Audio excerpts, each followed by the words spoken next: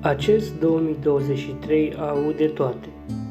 Au fost multe ture pe zăpadă, una mai spectaculoasă ca alta.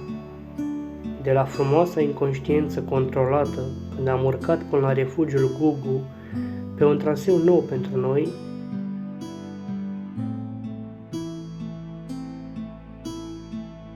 până la ideea mea năstrușnică de a pregăti niște burgeri la o stână din Parâng.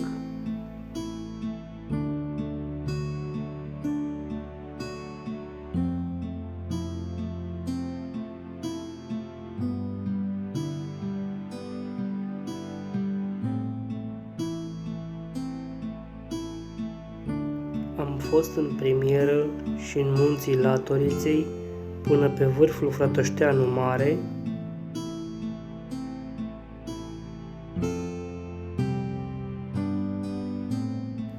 iar în aprilie am revenit pe Piatra Iorgovanului, dând o fugă și până la podul de piatră din Scocul Ursicarului. Un traseu neașteptat de dificil.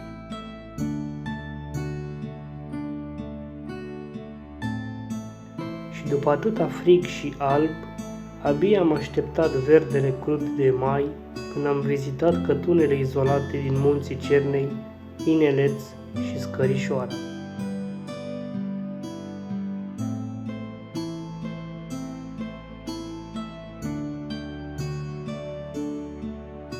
Apoi, turile grandioase de vară și-au făcut loc și am revenit în Godeanu după experiența din iarnă, reușind o altă tură absolut memorabilă. Gugu rămâne un vârf aparte, indiferent de unde l-ai aborda. Acolo chiar m-am simțit mic în comparație cu pustietatea și sălbăticia Carpaților. Inevitabilul s-a întâmplat în iulie, când am reușit să ating obiectivul la care visam de aproape 4 ani. După îndelungi pregătiri, antrenamente și vise, am reușit să cuceresc vârful Parângul Mare, pornind de jos de lângă cabana Groapa Seacă. 1320 de metri de urcat într-o lungă zi de vară au fost inimaginabil de epuizanți.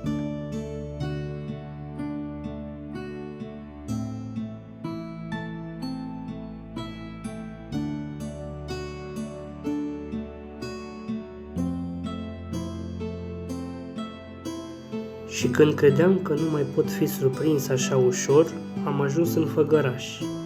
Deși am parcurs o mică bucată de creastă, iar apoi am urcat până pe vârful Arpașul Mic, am avut mereu senzația că sunt înconjurat de niște giganți de piatră care domnesc de mii de ani.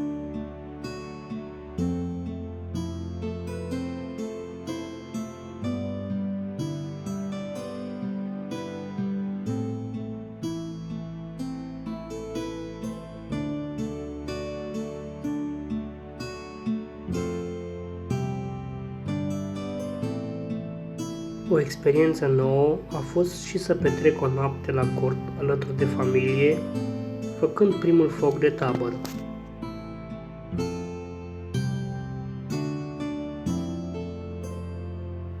Retezatul mare nu putea lipsi din acest an și deși vârful retezat a rămas pentru altă dată, măcar m-am putut bucura de liniștea de lângă lacul Ștevia.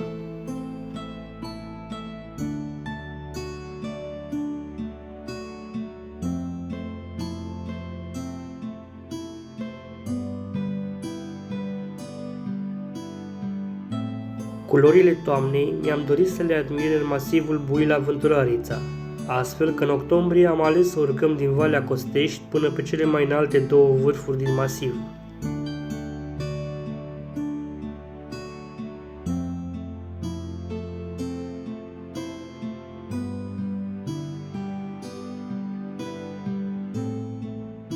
Noiembrie ne-a luat prin surprindere, prin ninsorile căzute, dar tot am reușit să sărbătorim anticipat Ziua Națională a României printr-o drumeție pe zăpadă până la refugiul agățat din Parâng.